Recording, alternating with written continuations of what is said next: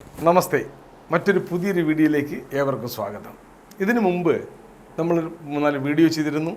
How to meeting effectively, ഒരു meeting വളരെ ഇഫക്റ്റീവായി നമുക്ക് എങ്ങനെ കണ്ടക്ട് ചെയ്യാം എന്നതിനെപ്പറ്റി ഒരു വീഡിയോ ചെയ്തിരുന്നു.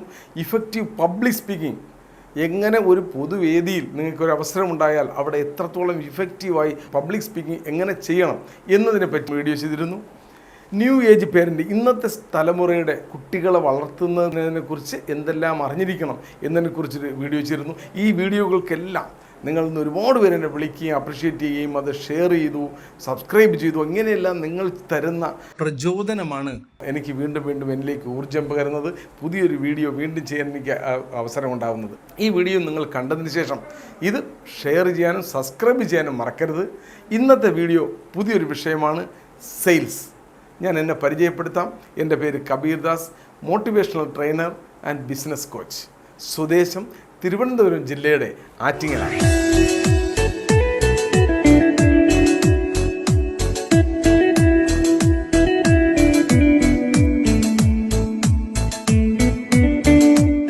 അപ്പോൾ സെയിൽസിനെ പറ്റി ഒരു ട്രെയിനിങ് എടുക്കുമ്പോൾ മാർക്കറ്റിങ്ങിനെ പറ്റിയും, മാർക്കറ്റിങ്ങിൻ്റെ ഒരു ട്രെയിനിങ് എടുക്കുമ്പോൾ സെയിൽസിനെ പറ്റിയും പറയേണ്ടതായിട്ടുണ്ട്.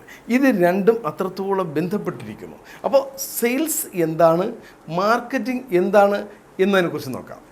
സെയിൽസ് എന്താണെന്ന് വെച്ചാൽ to impress customer to purchase our product. കസ്റ്റമറിനെ കൊണ്ട് നമ്മുടെ പ്രോഡക്റ്റ് പർച്ചേസ് ചെയ്യിക്കാനുള്ള സ്ട്രാറ്റജിയാണ്. അതായത് അവരെ ഞങ്ങളെ പർച്ചേസ് ചെയ്യിക്കാൻ വേണ്ടി പ്രേരിപ്പിക്കുന്ന ഘടകമാണ് സെയിൽസ് എന്ന് പറയുന്നത്. മാർക്കറ്റിംഗ് എന്ന് പറഞ്ഞാൽ to attract our product or shop, that strategy is marketing. അതായത് നമ്മുടെ പ്രോഡക്റ്റിലേക്കോ നമ്മുടെ സ്ഥാപനത്തിലേക്കോ കസ്റ്റമറെ ആകർഷിക്കാൻ ചെയ്യുന്ന എല്ലാ സ്ട്രാറ്റജികളെയുമാണ് നമ്മൾ മാർക്കറ്റിംഗ് എന്ന് പറയുന്നത്. ഇന്ന് മാർക്കറ്റിങ്ങിൻ്റെ തലങ്ങൾ മാറി. ഇന്ന് നമ്മൾ കസ്റ്റമറിലേക്ക് എത്തുന്നതിനേക്കാൾ നല്ലത് കസ്റ്റമർ നമ്മുടെ പ്രോഡക്റ്റും നമ്മുടെ ഷോപ്പും അന്വേഷിച്ച് വരുന്ന രീതിയിൽ നമ്മൾ മാർക്കറ്റിങ്ങിൻ്റെ സ്ട്രാറ്റജികൾ ഉണ്ടാക്കുകയാണ് ഇന്നത്തെ മാർക്കറ്റിംഗ് സ്ട്രാറ്റജി എന്ന് പറയും. ഇത് പറയുമ്പോൾ ഞാൻ ബിസിനസ് ഓണേഴ്സായ എൻ്റർപ്രണർസിന് വേണ്ടി 1-2 കാര്യങ്ങൾ കൂടി പറയേണ്ടതായിട്ടുണ്ട്. ഒന്ന്, ഒരു ബിസിനസ് സ്ഥാപനത്തെ സംബന്ധിച്ചിടത്തോളം അതിലേറ്റവും ഇമ്പോർട്ടൻ്റ് ആയിട്ടുള്ളൊരു ആസറ്റ് അവരുടെ കസ്റ്റമർ ബേസാണ്. അതിന് നമ്മൾ മാർക്കറ്റ് ഷെയർ എന്നൊക്കെ പറയും. ടു ഇംപ്രൂവ് കസ്റ്റമർ ഷെയർ എന്ന് പറഞ്ഞാൽ അതൊരു സെയിൽസിൻ്റെ മാത്രം ഭാഗമോ ഒരു മാർക്കറ്റിങ്ങിൻ്റെ മാത്രം ഭാഗമോ അല്ല. സെയിൽസും മാർക്കറ്റിങ്, കസ്റ്റമർ കെയർ, മറ്റ് നമ്മൾ ആഫ്റ്റർ സർവീസ്, ഇതെല്ലാവരും കൂടി ചേർന്ന്, ഈവൻ നമ്മുടെ സ്ഥാപനത്തിൻ്റെ സെക്യൂരിറ്റി പോലും നമ്മുടെ സ്ഥാപനത്തിൽ എല്ലാവരും കൂടി ചേർന്ന് ഒറ്റക്കെട്ടായി പ്രവർത്തിക്കുമ്പോഴാണ് നമ്മുടെ കസ്റ്റമർ ബേസ് ഇമ്പ്രൂവ് ചെയ്യുന്നത്. ഓരോ സ്ഥാപനവും പ്രവർത്തിക്കുന്നത് അവരുടെ കസ്റ്റമർ ബേസ് കൂട്ടാൻ വേണ്ടിയായിരിക്കണം. ഓരോ എൻ്റർപ്രണറും ഇതുപോലെ തന്നെ അത്രയും ഇമ്പോർട്ടൻ്റ് തന്നെയാണ് കസ്റ്റമർ റിട്ടൻഷൻ എന്ന് പറയുന്നത്. കസ്റ്റമർ വന്നു പോയിട്ട് മാത്രമല്ല, നമ്മളിൽ നിന്ന് പർച്ചേസ് ചെയ്യുന്ന കസ്റ്റമർ വീണ്ടും നമ്മളടുത്ത് വരാനും ആ കസ്റ്റമർ നമ്മളെ തന്നെ റിട്ടേൺ ചെയ്യാനുമുള്ള സ്ട്രാറ്റജി നമുക്കുണ്ടായിരിക്കണം. അതുപോലെ തന്നെ നമ്മളിൽ നിന്ന് വിട്ടുപോയ കസ്റ്റമറെ തിരിച്ചു കൊണ്ടുവരാനുള്ള സ്ട്രാറ്റജിയും ഒരു ബിസിനസ്സിൽ ഉണ്ടാകണം. ആസ് എ ഹോൾ ഒരു ബിസിനസ് സ്ഥാപനത്തിൻ്റെ ഏറ്റവും വലിയ വിജയം എന്ന് പറയുന്നത് അവരുടെ കസ്റ്റമർ ബേസാണ് എന്നൊരിക്കലും മറക്കരുത്. രണ്ടാമത്തെ ഒരു അസറ്റ് കൂടിയുണ്ട്, അത് എത്തിക്സ് ഉള്ള സ്റ്റാഫുകൾ എന്നാണ് പറയുന്നത്. നമ്മുടെ ഒരു സ്ഥാപനത്തിൻ്റെ വിജയത്തിൻ്റെ പിന്നിൽ എത്തിക്സ് ഉള്ള സ്റ്റാഫുകളാണ് എന്നാണ് പറയുന്നത്. അതിന് പറയുന്നത് നമ്മളെ സ്റ്റാഫുകളെ ഇത്രത്തോളം ട്രെയിനിങ് നൽകൂ, അവരെ ആര് വേണമെങ്കിലും ഇരട്ടി ശമ്പളം കൊടുത്ത് വിളിച്ചുകൊണ്ട് പോട്ടെ എന്നാണ് പറയുന്നത്. അപ്പോൾ നമ്മൾ വിചാരിക്കും അതൊരു തെറ്റായ രീതിയാണല്ലോ, നമ്മൾ ട്രെയിനിങ് കൊടുത്ത ആൾക്കാർ. അതിനോടൊപ്പം ചേർത്ത് ഒന്നുകൂടി പറയുന്നുണ്ട്, ആ സ്റ്റാഫിന് അത്രത്തോളം സ്നേഹം, അത്രത്തോളം ലവ്, അവരുമായിട്ടുള്ള ബന്ധം ദൃഢമാക്കി നിർത്തൂ. 5 ഇരട്ടി ശമ്പളം കൊടുത്താലും അവർ ഞങ്ങളെ വിട്ടു പോകരുത്. അതാണ് ബിസിനസ്സിൻ്റെ. അങ്ങനെയുള്ള സ്റ്റാഫുകൾ, അത്രയും എത്തിക്സ് ഉള്ള സ്റ്റാഫുകൾ ഉള്ള ബിസിനസ്സാണ് എന്നും ഉയർച്ചയുണ്ടാകുന്നത്. ഇതുകൂടി പറഞ്ഞിട്ട് നമുക്ക് സെയിൽസിലേക്ക് കിടക്കാം. അപ്പോൾ നമ്മൾ എന്താണ് സെയിൽസ്, എന്താണ് മാർക്കറ്റിംഗ്, രണ്ടും തമ്മിലുള്ള വ്യത്യാസവും നമ്മൾ മനസ്സിലാക്കി. ഇനി സെയിൽസിനെ കുറിച്ച് ഞാനൊരു 8 പോയിന്റുകളാണ് സെയിൽസിനെ കുറിച്ചൊക്കെ പറയുകയാണെങ്കിൽ ഒരുപാട് ലെങ്തി ആയി പോകും. എന്നാലും വളരെ അറിഞ്ഞിരിക്കേണ്ട ഒരു 8 പോയിന്റുകൾ കൊണ്ടാണ് നമ്മൾ ഇന്നത്തെ സെയിൽസിൻ്റെ ട്രെയിനിങ് നമ്മൾ അവസാനിപ്പിക്കുന്നത്. സെയിൽസ് എന്ന് പറയുന്നത് ഒരു സ്കില്ലാണ്. നമ്മൾ പറയത്തില്ലേ, സെയിൽസ് എന്ന് പറയുന്നത് ഒരു കലയാണ് എന്ന് പറയും. അതിൻ്റെ ഒരു ആർട്ടിസ്റ്റിക് മെത്തേഡിലാണ് സെയിൽസ് ചെയ്യുന്നത്. എപ്പോഴും ഞാൻ പറയാറുള്ള വേറൊരു കഥയുണ്ട്, എല്ലാ സെയിൽസ്മാൻമാർക്കും ഒന്നിലധികം ലവർ ഉണ്ടാകുമെന്നാണ് ഞാൻ പറയുന്നത്. മറ്റൊന്നും കൊണ്ടുമല്ല, അവരത്രയും സ്കില്ലുള്ളവരാണ്, അത്രത്തോളം അവരിലൊരു ആർട്ടിസ്റ്റിക് മെത്തേഡ്സ് ഉള്ളവരാണ്. അതുകൊണ്ടാണ് ഞാൻ പറയുന്നത് സെയിൽസ് ഈസ് എ സ്കിൽ. അതൊരു സ്കില്ലാണ്, നമുക്ക് അക്വയർ ചെയ്തെടുക്കാൻ പറ്റും, നമുക്ക് പഠിച്ചെടുക്കാൻ പറ്റും. ഒരു സെയിൽസ്മാൻ അത്യാവശ്യം വേണ്ടത് ഞാൻ പറയുന്നത് ആസ്ക് ടെക്നിക്ക് എന്ന് പറയും. ഈ ആസ്ക് എന്ന് പറയുന്ന അക്ഷരങ്ങളുണ്ടല്ലോ, ASK. ആദ്യം നമുക്ക് കെ നോക്കാം. കെ എന്നുകൊണ്ട് ഉദ്ദേശിക്കുന്നത് നല്ല നോളജുള്ള ആളായിരിക്കണം. സെയിൽസിനെ സംബന്ധിച്ചിടത്തോളം എന്ത് പ്രോഡക്റ്റാണോ നമ്മൾ വിൽക്കുന്നത്, ആ പ്രോഡക്റ്റിനെ കുറിച്ചും അതിൻ്റെ സ്കീമിനെ കുറിച്ചും നല്ല നോളജ് ഉണ്ടായിരിക്കണം. മാത്രവുമല്ല, നമ്മുടെ ആ സാധനത്തിൻ്റെ അതിൻ്റെ കോമ്പറ്റീഷനെ കുറിച്ച് നമുക്ക് അറിവുണ്ടായിരിക്കണം. ഒരു പ്രോഡക്റ്റ് നമ്മൾ വിൽക്കുമ്പോൾ അതിൻ്റെ കോമ്പറ്റീറ്റർ ആരാണ്, അവരുടെ സ്കീമുകൾ എന്താണ്, അവരെങ്ങനെയാണ് ഇത് വിൽക്കുന്നത്, ഇതിനെക്കുറിച്ച് നല്ല നോളജ് ഉണ്ടായിരിക്കണം. ആസ്കിൻ്റെ രണ്ടാമത്തെ അക്ഷരമുണ്ട് യെസ്. അത് സ്കില്ലാണ്. അതാണ് നമ്മൾ സെയിൽസ് സ്കില്ല് നമ്മൾ പഠിച്ചെടുക്കേണ്ടതാണ്. നല്ല സ്കില്ലുള്ള, ഇന്ന് നമ്മുടെ കേരളം അഭിമുഖീകരിക്കുന്ന ഏറ്റവും വലിയ പ്രശ്നം തൊഴിലില്ലായ്മ വളരെയധികം ഉണ്ടെങ്കിലും സ്കിൽഡുള്ള ലേബർ കിട്ടാനില്ല എന്നാണ് എല്ലാ ഓൺട്രപ്രണറും പറയുന്നത്. അല്ലെങ്കിൽ സ്ഥാപനം നടത്തുന്നവരായാലും ബിസിനസ് ഓണേഴ്സായാലും മറ്റെല്ലാവരും പറയുന്നതിൻ്റെ പ്രശ്നം എന്തെന്ന് വെച്ച് കഴിഞ്ഞാൽ, ആളുണ്ട് പക്ഷേ നല്ല സ്കിൽഡ് ലേബറില്ല. ഈവൻ നമുക്കൊരു വെൽഡിങ്ങിൻ്റെ വർക്ക് ഉണ്ടെന്നിരിക്കട്ടെ, 100 വെൽഡറെ കിട്ടും, പക്ഷേ കറക്റ്റായി സ്കില്ലായിട്ടുള്ള ഒരു വെൽഡറെ കിട്ടാനില്ല. അത് എന്ത് ജോലിയെ കുറിച്ച് പറയുമ്പോഴും നല്ല സ്കിൽഡ് ലേബർ നമുക്കിന്ന് അവൈലബിൾ അല്ല. അപ്പോൾ നമുക്കിവിടെ വേണ്ടത് നല്ല സെയിൽസ് സ്കില്ലുള്ള വ്യക്തിയാവാൻ കഴിയണം. മൂന്നാമത്തെ അക്ഷരമുണ്ട് എ. നമ്മൾ പറഞ്ഞ ആസ്കിൻ്റെ ആദ്യത്തെ അക്ഷരമായ എ, അത് മനോഭാവം, അതായത് ആറ്റിറ്റ്യൂഡ് എന്നാണ് പറയുന്നത്. നല്ല ആറ്റിറ്റ്യൂഡുള്ളതായിരിക്കണം. ഒരു സെയിൽസ്മാന് നല്ല ഒരു പോസിറ്റീവ് ആറ്റിറ്റ്യൂഡുള്ളതായിരിക്കണം. ഈ ASK 3 ഉണ്ടെങ്കിൽ അവനൊരു നല്ല ഒരു സെയിൽസ്മാൻ ആകാൻ കഴിയും. ആകാൻ കഴിയുന്നതോടൊപ്പം ഒരു ജോബിലേക്ക്, നമ്മളൊരു സെയിൽസിലേക്ക് ഇറങ്ങിക്കഴിഞ്ഞാൽ അവൻ്റെ മനസ്സിനകത്തുള്ള ഏറ്റവും വലിയ ആഗ്രഹം, yes I am become a professional salesman.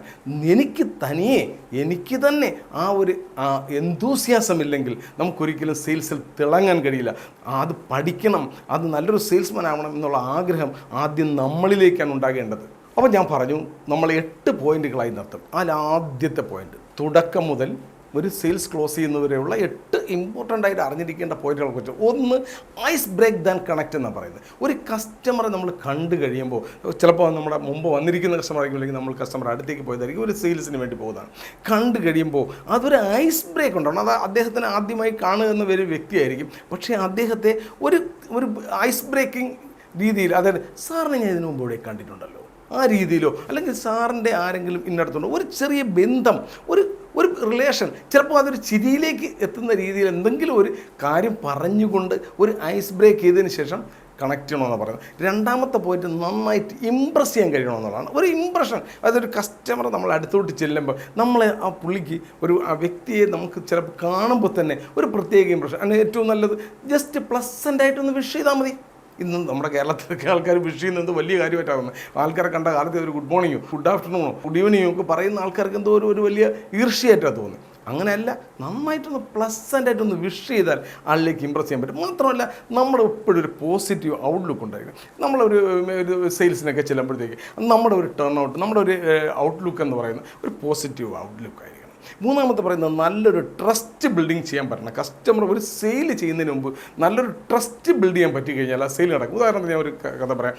നമ്മളിപ്പോൾ റോഡിൽ നടന്നു പോകുമ്പോഴത്തേക്ക് ഒരാൾ വന്നിട്ട് നിങ്ങളുടെ ഇപ്പോഴത്തെ ഒരു ഐഫോൺ എടുത്ത് കാണിച്ചിട്ടുണ്ട്, സാറേ ഇത് 1.25 ലക്ഷം രൂപ മാർക്കറ്റ് വിലയുള്ളതാണ്, പക്ഷേ എനിക്കിത് പൈസയുടെ അത്യാവശ്യമുണ്ട്, ഒരു 10,000 രൂപ വരെയാണെങ്കിൽ ഞാൻ നിങ്ങൾക്ക് തരാം. നിങ്ങൾ വാങ്ങില്ല, ഒരിക്കലും വാങ്ങില്ല. കാര്യം എന്തുകൊണ്ടാണ്?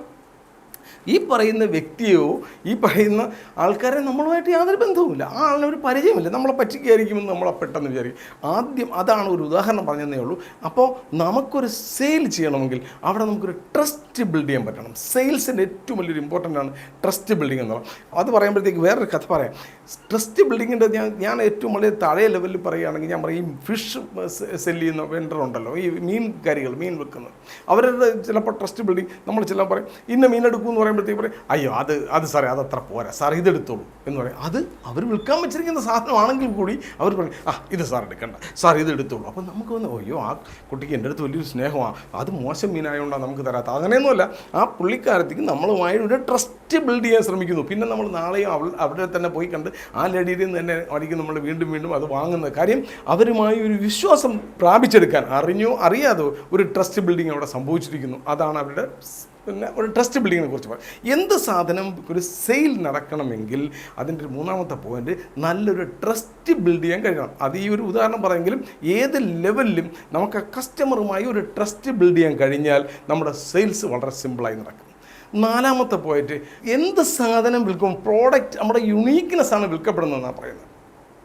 എന്തുകൊണ്ട് ഈ പ്രോഡക്റ്റ് വാങ്ങണം, ഈ പ്രോഡക്റ്റിൽ എന്താണ് മറ്റുള്ളവരിലില്ലാത്ത സവിശേഷതകൾ, എന്ത് യുണീക്ക്നെസ്സാണ് നമുക്ക് വിൽക്കപ്പെടുന്നത് എന്നുള്ളതാണ് നമ്മൾ അറിയേണ്ടത്. നമുക്ക് ഉദാഹരണത്തിന് പറയുകയാണെങ്കിൽ മാർക്കറ്റിൽ ഈ ടീ ഷോപ്പുകൾ തന്നെ ഒരുപാട് ടീ ഷോപ്പുകളുണ്ട്. എന്നാൽ ചില ടീ ഷോപ്പിൽ ഭയങ്കര ക്രൗഡായിരിക്കും. എന്താണ് അത് അദ്ദേഹത്തിൻ്റെ ചായ ഭയങ്കര ടേസ്റ്റാണ്. ചില ഹോട്ടലുകളുണ്ട്, അവിടുത്തെ ബിരിയാണി നല്ലതാണ്. ആ ഷോപ്പിലേക്ക് ആ കസ്റ്റമറെ ആകർഷിക്കുന്നത് അതിൻ്റെ എന്തെങ്കിലും ഒരു യുണീക്ക്നെസ്സാണ്. ചില ഷോപ്പുകൾ ഇപ്പോൾ ടെക്സ്റ്റൈൽ മാർക്കറ്റാണെങ്കിൽ ചില കടകളിൽ അവരുടെ ഡീലിങ്സ് നല്ലതാണ്, അല്ലെങ്കിൽ അവിടെ വെറൈറ്റി ഓഫ് ഐറ്റംസ് ഉണ്ട്, നമുക്ക് ആവശ്യം പോലെ ചോയ്സ് ഉണ്ട്, എന്ത് വേണമെങ്കിലും എടുക്കാവുള്ളൂ. അതുകൊണ്ട് അതാണ് അവരുടെ യുണീക്ക്നെസ്. ചിലയിടത്ത് ഡിസ്കൗണ്ടാണ് അവരുടെ യുണീക്ക്നെസ്. അവിടെ ചെന്ന് കഴിഞ്ഞ് എന്ത് പർച്ചേസ് ചെയ്താൽ ലാസ്റ്റിൽ അത് 5% ഡിസ്കൗണ്ട് ചെയ്ത് തരാറുണ്ട്. അങ്ങനെ എന്തെങ്കിലും ഒരു യുണീക്ക്നെസ് നമ്മൾ വിൽക്കുമ്പോൾ ആ കാര്യത്തെ നമുക്ക് ഇമ്പ്രസ് ചെയ്ത് കസ്റ്റമർ പ്രസൻറ്റ് ചെയ്യാൻ കഴിയണം. അതാണ് പറയുന്നത് ഫോർത്ത് പോയിന്റ്, എന്താണ് യുണീക്ക്നെസ് എന്ന് നമ്മൾ അറിഞ്ഞിരിക്കണം. അഞ്ചാമതൊരു പോയിന്റ് എന്ന് പറയുന്നത് find KDM, key decision maker ആരാണ് എന്ന് നമ്മൾ കണ്ടുപിടിക്കാനുള്ളതാണ്. അതായത് നമ്മളിപ്പോൾ നോർത്തിലൊക്കെ പോയി കഴിഞ്ഞാൽ നമ്മൾ എല്ലാവരും ഇങ്ങനെ ഫ്രണ്ടിൽ ഇരിക്കുമ്പോഴത്തേക്ക് അവരൊരു സാരിയാണ് ഇങ്ങനെ എടുത്ത് നൂത്തിടുന്നതെങ്കിൽ ആ സെല്ലർക്ക് അറിയാം ഇതിൽ ആരാണിത് വാങ്ങുന്നത്. ഇത് ഒരാളുണ്ട് യൂസറാണ്, പക്ഷേ കീ ഡിസിഷൻ മേക്കർ എന്ന് പറയുന്നത് കുട്ടിയുടെ അമ്മയായിരിക്കും ഈ സാധനം വാങ്ങേണ്ടത്. അതാരാണ് എന്ന് നമ്മൾ അറിഞ്ഞിരിക്കണം. സെല്ല് ചെയ്യുന്ന ആൾ കൃത്യമായും അറിഞ്ഞിരിക്കണം.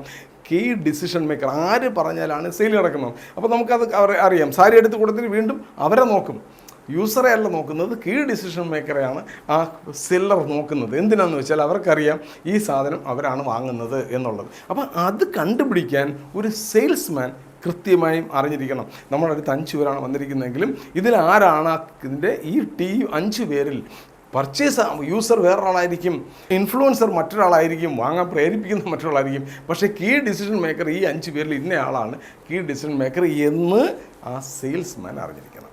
നമ്മൾ ആറാമത്തെ പോയിന്റ് സെല്ലിംഗ് ടെക്നിക്കുകളാണ്. അതായത് കസ്റ്റമറെ കണ്ടു, നമ്മളെല്ലാ കാര്യങ്ങളും 5 പോയിന്റുകളും വന്നു, അതിനുശേഷം നമ്മൾ സെല്ലിംഗ് ടെക്നിക്ക് എങ്ങനെയൊക്കെയാണ് സെയിൽസ് വരുന്നത് എന്നുള്ളതാണ്. സെല്ലിങ്ങിൽ വരുന്ന ഒന്നാമത്തെ പോയിന്റാണ് നീഡ് ബേസ് സെല്ലിംഗ്. 2 തരത്തിലുണ്ട്. ഉദാഹരണത്തിന് നമ്മളൊരു ഇൻഷുറൻസ് ആണ് സെല് ചെയ്യാൻ പോകുന്നത്. ഇൻഷുറൻസ് സെല് ചെയ്യുമ്പോൾ ആദ്യം കസ്റ്റമറിൽ ഒരു നീഡ് ജനറേറ്റ് ചെയ്യാൻ സെല്ലർ കഴിയണം, സെയിൽസ് പേഴ്സൺ കഴിയണം. ഇതാണ് സാറിന് ആവശ്യമുള്ള സാധനം. ആ നീഡ് നമുക്ക് ജനറേറ്റ് ചെയ്യാൻ വേണം.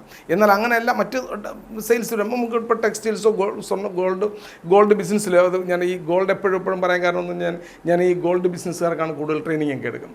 അപ്പോൾ ഈ ഗോൾഡാണ് നമ്മൾ സെല് ചെയ്യുന്നതെന്നുണ്ടെങ്കിൽ കസ്റ്റമറിൻ്റെ നീഡ് നമുക്ക് മനസ്സിലാക്കണം. നമുക്കറിയാം, ഒരു ഉദാഹരണത്തിന് ഒരു പർച്ചേസ് പോലും ആദ്യമായി നടക്കുന്നതല്ല, അതിന് മുമ്പ് ഒരു പർച്ചേസ് നടന്നിട്ടുണ്ട് എന്ന് നമ്മൾ മനസ്സിലാക്കണം. ഉദാഹരണത്തിന് ഒരു കുട്ടി ഒരു നെക്ലസ് വാങ്ങാനാണ് വരുന്നത്.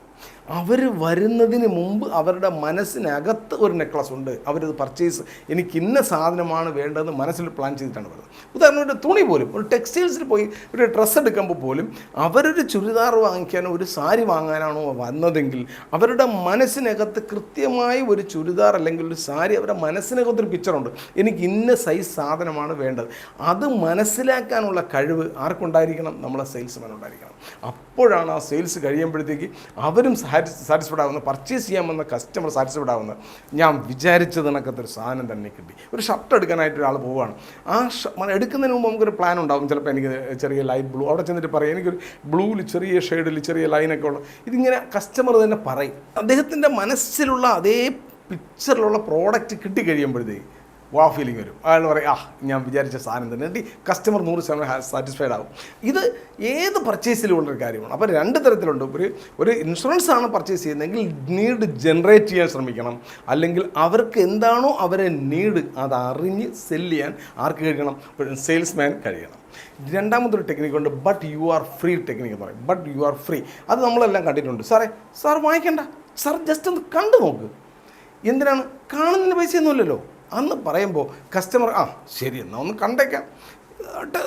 ഇത് തന്നെ ഈ ഗോൾഡ് തന്നെ നമ്മൾ വാങ്ങുമ്പോൾ ചില സ്ത്രീകൾക്കൊക്കെ ഈ സ്വർണം ഒരു കമ്മലാണ് വാങ്ങാൻ വരുന്നതെങ്കിൽ അവർക്ക് ഒന്നുകൂടിയൊക്കെ വെച്ച് നോക്കുന്നത് വലിയ ഇഷ്ടമാണ്. അപ്പോൾ സാർ മാഡം ഇതൊന്ന് വെച്ച് നോക്കും. ഫ്രീ അല്ലേ? ഫ്രീ ആണ്, നിങ്ങൾ വെച്ച് നോക്കിയാൽ മതി. അതായത് പപ്പി ഡോഗ് അപ്രോച്ച് എന്ന് പറയും. അതായത് ആദ്യം അതിലോട്ടങ്ങോട്ട് ഏൽപ്പിക്കുമ്പോൾ അതവിടെ വെച്ച് നോക്കുമ്പോൾ അവർക്ക് മനസ്സിനകത്തുണ്ടാകുന്ന ഒരു സന്തോഷമുണ്ട്. അതാണ് വേറൊരു ടെക്നിക്ക്. അതായത് നോക്കിക്കോ, നിങ്ങൾ ട്രയൽ ചെയ്തോ, ജസ്റ്റ് ചുരിദാറല്ലേ, ജസ്റ്റ് ട്രയൽ റൂമിൽ ഒന്ന് ഇട്ട് നോക്കിക്കോ, ഫ്രീ. അപ്പോൾ കസ്റ്റമർ പറയാം അത് കുഴപ്പമില്ല, എനിക്ക് ഫ്രീ ആയിട്ടൊന്നും ട്രയൽ ചെയ്യുന്നില്ലല്ലോ, പൈസയൊന്നും ആവുന്നില്ലല്ലോ, ജസ്റ്റ് ഒന്ന് ട്രയൽ ചെയ്തേക്കാം. എസ്പെഷ്യലി സ്ത്രീകൾ, നമുക്കറിയാം ടെക്സ്റ്റൈൽ ഇൻഡസ്ട്രിയിലേക്ക് സംബന്ധിച്ചിടത്തോളം 80% കസ്റ്റമർ ലേഡീസാണ്, 20% മാത്രമാണ് ജെൻസ്. ഈ 80% ലേഡീസ് ആയതുകൊണ്ട് തന്നെ അവർക്ക് ഇത്തരം ആറ്റിറ്റ്യൂഡുകളിൽ ഭയങ്കര താല്പര്യമാണ്. ഫ്രീ ആയിട്ടല്ലേ, ഒന്ന് ട്രയൽ ചെയ്തേക്കാം. അത് ഒരു ടെക്നിക്കാണ്, but you are free technique എന്ന് പറയും. ഇനി മൂന്നാമതൊരു ഇട്ടുമുണ്ട്, I am in your side technique. ഞാൻ നിങ്ങളുടെ ഭാഗമാണ്. അതായത് വലിയ സെയിൽസിലൊക്കെയാണ് സാധാരണയായിട്ട് സെയിൽസ്മാൻ ആ ടെക്നിക്ക് ഉപയോഗിക്കുന്നത്. അതായത് സാറേ ഈ സാധനത്തിൻ്റെ വില ഇത് ഭയങ്കര വിലയുടെ 80 സാർ, ഞാൻ ഒരു കാര്യം ചെയ്യും സാറേ, ഞാനിത് സാറിന് റെഡിയാക്കി തരാം, ഞാൻ മാനേജറുമായിട്ടൊന്ന് സംസാരിച്ചിട്ട് തരാം, ഞാൻ അല്ലെങ്കിൽ MD ആയിട്ടൊന്ന് വിളിച്ചോട്ട്, ഞാനിത് നമുക്കിപ്പോൾ ഡീലാക്കി തരാം. ഈ രീതിയിൽ ഞാൻ സാറിൻ്റെ ആളാണ് എന്ന രീതി ഫീലിംഗ് വരുന്ന രീതിയിൽ സംസാരിക്കാമെന്ന് പറയും. അതായത് കസ്റ്റമർ ഏകദേശം സാധനം എല്ലാം കണ്ടു, എല്ലാം സെയിൽ എല്ലാം റെഡിയായി. ഇപ്പോൾ ഒരു ഹോം അപ്ലയൻസസിൻ്റെ സെയിലാണ്, ഒരു 80,000 രൂപയാണ് പ്രോഡക്റ്റ് വില. കസ്റ്റമർ പറഞ്ഞു ഇത് ഭയങ്കര വിലയാണെങ്കിൽ 70 രൂപയ്ക്ക് മുകളിലോട്ടെന്നൊക്കെ പറഞ്ഞപ്പോൾ ഇത് ഭയങ്കര വിലയായിപ്പോയി 75. സാർ എന്നല്ലേ, ഇതിൻ്റെ മാക്സിമം ഡിസ്കൗണ്ട് പ്രശ്നം എന്ന് പറഞ്ഞാൽ 80,000 1 രൂപ പോലും കുറയില്ല. പിന്നെ സാറിനായതുകൊണ്ട് ഞാനൊന്ന് മുതലാളിയായിട്ട് സംസാരിക്കട്ടെ, ഒരു 78 നമുക്ക് പിടിച്ചു നോക്കാം, ഞാൻ സാറിന് 78 റെഡിയാക്കി തരാം. അയാൾക്കറിയാം, സെയിൽസ്മാൻ അറിയാം, ഇത് 75 കൊടുത്താലും 75 ആയാലും നമുക്കിത് കൊടുക്കാൻ പറ്റും. പക്ഷേ സെയിൽസ് പറയുന്നല്ലേ സാറേ, ഞാൻ ഇപ്പോൾ റെഡിയാക്കി തരാം, ഞാൻ അത് ശരിയാക്കി തരാം.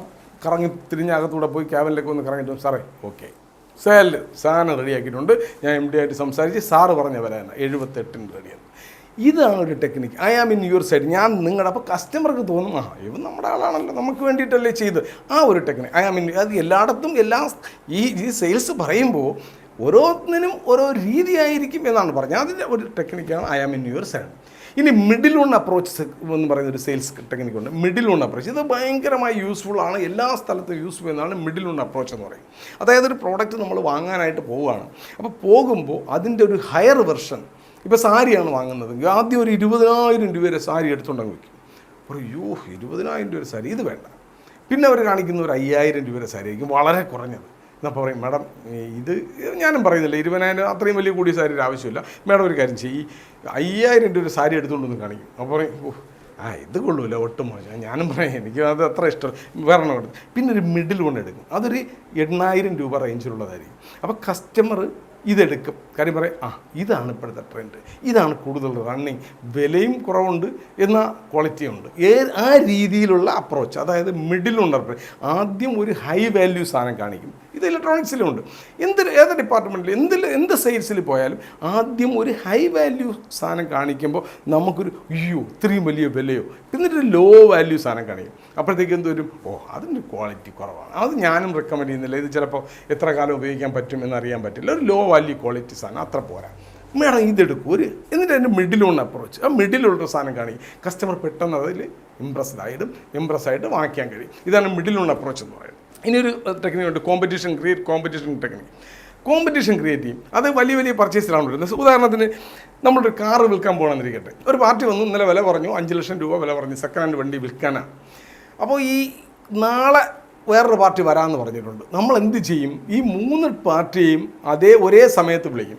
ഒരേ സമയത്ത് വിളിക്കുമ്പോൾ ഒരു പാർട്ടി വന്ന് വിലയൊക്കെ പറഞ്ഞുകൊണ്ടിരിക്കുമ്പോൾ രണ്ടാമത്തെ പാർട്ടി വരും. അപ്പോൾ അവരുടെ അടുത്തും സംസാരിക്കും, സാർ നില്ലേ ഞാൻ ഇപ്പോൾ ഇദ്ദേഹത്തിനോട് സംസാരിച്ചിട്ട് ഇപ്പോൾ വരാം എന്ന് പറഞ്ഞിട്ട് പുള്ളിയോട് സംസാരിക്കും ഇയാൾ. അപ്പോൾ ഒരു ഇതിപ്പോൾ അയാൾ വാങ്ങിക്കും. ഇത് രണ്ട് സംസാരിച്ചുകൊണ്ടെങ്കിൽ മൂന്നാമതൊരാൾ വീണ്ടും വരും. ഇത് ഈ വസ്തു കച്ചവടക്കാരൊക്കെ ചെയ്യുന്നൊരു ടെക്നിക്കാണ്. അതായത് ഇപ്പോൾ പ്രോപ്പർട്ടി ഡീലേഴ്സൊക്കെ ചെയ്യും. ഒരു പ്രോപ്പർട്ടി നമ്മൾ നോക്കാൻ പോകുമ്പോഴത്തേക്ക് പലപ്പോഴും കണ്ടിട്ടുണ്ടാകും വേറൊരു പാർട്ടിയുടെ വസ്തുവിന് വന്ന് നിൽക്കുന്നതായിട്ട് നമ്മൾ കണ്ടിട്ടുണ്ട്. കാര്യം അവർ തന്നെ ഈ രണ്ട് പാർട്ടിയും ഒരേ സമയം കൊടുത്ത് വിളിച്ചു വരുത്തുന്നതാണ്. മറ്റവരുടെ ഇടയിൽ ഒരു ക്രിയേറ്റ് ചെയ്യുക, അതായത് കോമ്പറ്റീഷൻ ക്രിയേറ്റ് ചെയ്യുക എന്നുള്ളതാണ്. അതിൽ എൻ്റെ കാര്യം എന്ന് പറഞ്ഞാൽ പെട്ടെന്ന് സെയിൽസ് ക്ലോസ് ആകും. നമ്മൾ തന്നെ വിചാരിക്കുമോ നമ്മളവിടെ ചെന്ന് നോക്കി ഒരു പാർട്ടിയിൽ നിന്ന് നമ്മൾ ഇന്നപ്പോൾ തന്നെ 1-2 പാർട്ടി ആ വസ്തു നോക്കാനായിട്ട് വന്നു, അല്ലെങ്കിൽ ആ വണ്ടി വാങ്ങിക്കാനായിട്ട് നമ്മൾ നിൽക്കുമ്പോൾ തന്നെ വേറെയും 2 ടീം അത് വാങ്ങാനായിട്ട് വന്നു. അത് മിക്കവാറും ഉടൻ തന്നെ വിൽക്കും, അവരും നല്ല വിലയൊക്കെ പറയും. ഈ ഒരു ടെക്നിക്ക്, ഇതൊരു കോമ്പറ്റീഷൻ ക്രിയേറ്റ് ചെയ്തിട്ട് വിൽക്കുന്ന ഒരു ടെക്നിക്കാണ്. ഇനി പുഷ് സെയിൽ ടെക്നിക്ക് എന്ന് പറയും. സെയിൽ പുഷ് ചെയ്ത് വിൽക്കുന്ന, അത് 2 തരത്തിലുള്ള സെയിലുണ്ട്. അതായത് അതിൽ വരുന്നത് എന്തെന്ന് വെച്ച് കഴിഞ്ഞാൽ കണ്ടീഷണൽ സെയിൽസ്. സാറൊരു കാര്യം ചെയ്യും, ഇതിൻ്റെ ഒരു 10 പീസ് എടുക്കുകയാണെങ്കിൽ സാറിന് ഇത്രയും രൂപയ്ക്ക് ഞാൻ തരാം. ഇതിൻ്റെ ഒരു 8 പീസ്, അതായത് അങ്ങനെ പറഞ്ഞാൽ ക്വാണ്ടിറ്റി ബേസ് അപ്രോച്ച് ചെയ്യും. അതായത് ഒരുപാട് ക്വാണ്ടിറ്റി എടുക്കുകയാണെങ്കിൽ സാറിന് ഈ വിലയ്ക്ക് ഞാൻ തരാം. അതുപോലെ തന്നെ പറയും മാർജിൻ. സാറൊരു കാര്യം ചെയ്യും, ഇത്ര രീതിയിൽ മാർജിൻ വരെ വരികയാണെങ്കിൽ ഞാൻ സാറിന് ഇത് തരാം. മാർജിൻ ബേസിൽ പുഷ് ചെയ്യും. സാർ ഒരു കാര്യം ചെയ്യും, ഇപ്പം എടുക്കുകയാണെങ്കിൽ, ഇന്ന് എടുക്കുകയാണെങ്കിൽ സാറിന് ഞാനിത് 80,000 രൂപയ്ക്ക് തരാം, അല്ലെങ്കിൽ ഒരു 60,000 രൂപ. ഈ രീതിയിൽ പുഷ് ചെയ്യും. ഹോട്ടൽ ബിസിനസ് രംഗത്ത് പുഷ് സെയിൽ വേറൊരു രീതിയിൽ നമ്മൾ കണ്ടിട്ടുണ്ട്. നമ്മൾ ഹോട്ടലിൽ ചെന്നിട്ട് എന്താണ് ഇന്നത്തെ സ്പെഷ്യൽ? സാറേ നല്ല അടിപൊളി പനീർ മട്ടർ മസാല ഇരിക്കുമോ? പനീർ മസാല നമ്മളെ സ്പെഷ്യലാണ്. കാര്യം എന്താണെന്നറിയോ? പനീർ മസാല ഒരുപാട് സ്റ്റോക്ക് ഇരിക്കുക. മാനേജർ ഒന്ന് പറഞ്ഞിട്ട് പോയി, ഈ പനീർ മസാല ഇന്ന് തീർത്തോണം, ഇതില്ലെങ്കിൽ വൈകിട്ടാകുമ്പോൾ കളയാനേ പറ്റത്തുള്ളൂ, വേസ്റ്റായിപ്പോൾ. ഈ സാധനം എങ്ങനെയെങ്കിലും പുഷ് സെയിൽ, ഇതെങ്ങനെയും വിൽക്കണം. അപ്പോൾ ക്യാമ്പിൽ നിന്ന് ആര് ഡിമാൻഡ് ഫുഡ് കഴിക്കാൻ വന്നാലും രഹസ്യമായിട്ട് തോന്നുന്നു, സാറേ സൂപ്പർ പനീർ മസാലയുണ്ട്, ഇന്നത്തെ ഫ്രഷ് അടിപൊളി സാധനമാണ്, സാറിന് കഴിച്ചു നോക്ക്. അപ്പോൾ നമ്മൾ മേടിക്കാം, അവൻ പറയല്ലേ എന്നാൽ ഒരു പ്ലേറ്റ് വളരെ എന്ന് പറയും. അവനെങ്ങനെയെങ്കിലും വൈകിട്ടിന് മുമ്പ് ഈ സാധനം സ്റ്റോക്ക് തീർക്കണം. ഇതാണ് പുഷ് സെയിൽ ടെക്നിക്ക് എന്ന് പറയും. ഇങ്ങനെയുള്ള ഒരുപാട് സെയിൽസ് ടെക്നിക്കുകളുണ്ട്. ഇത്തരം ടെക്നിക്കുകൾ പഠിച്ചാൽ മാത്രമേ നല്ലൊരു സ്കില്ലുള്ള നല്ല ഒരു സെയിൽസ്മാൻ ആകാൻ കഴിയും. നമ്മളെ സെയിൽസ്മാൻ എപ്പോഴും നമ്മൾ ട്രെയിനിങ്ങുകൾ കൊടുത്ത് അവരെ നല്ല ഒരു സെയിൽസ്മാൻ ആക്കി എടുക്കുന്നത് എപ്പോഴും ബിസിനസ് സ്ഥാപനങ്ങൾക്ക് അവരുടെ സ്ഥാപനത്തിൻ്റെ വളർച്ചയ്ക്ക് ഉപകാരകരമാണ്. ഇനി വേറൊരു കാര്യമുണ്ട്, ഇനി ഒരു കാര്യം കൂടി പറയാം. നമ്മളെപ്പോഴും സെയിൽ ചെയ്യുമ്പോൾ പ്രോഡക്റ്റിനെ കുറിച്ചാണ് പറയുന്നത്. എൻ്റെ ഈ സാധനം വലിയ നല്ലതാണ്, അതാണ്. അങ്ങനെ അല്ല യഥാർത്ഥത്തിൽ സെയിൽസ്മാൻ ചെയ്യേണ്ടത്. അതിൽ കസ്റ്റമറിൻ്റെ ഭാഗത്ത് നിന്നുകൊണ്ട് സംസാരിക്കണം. കസ്റ്റമറിന് കിട്ടുന്ന ഉദാഹരണത്തിന് നമ്മളൊരു മൊബൈലാണ് സെല് ചെയ്യാൻ ഉദ്ദേശിക്കുന്നതായിരിക്കട്ടെ. മൊബൈലിന് 600 mAh ബാറ്ററി ഉണ്ട്, നമുക്കറിയാം. പക്ഷേ ബാറ്ററിയുടെ 600 mAh എന്നല്ല പറയേണ്ടത് കസ്റ്റമർ. സാറേ ഇത് സാറ് ചാർജ് ഒരു ദിവസം ചെയ്താൽ 2 ദിവസം പറ സാർ ചാർജിനെ കുറിച്ച് ചിന്തിക്കുകയേ വേണ്ട.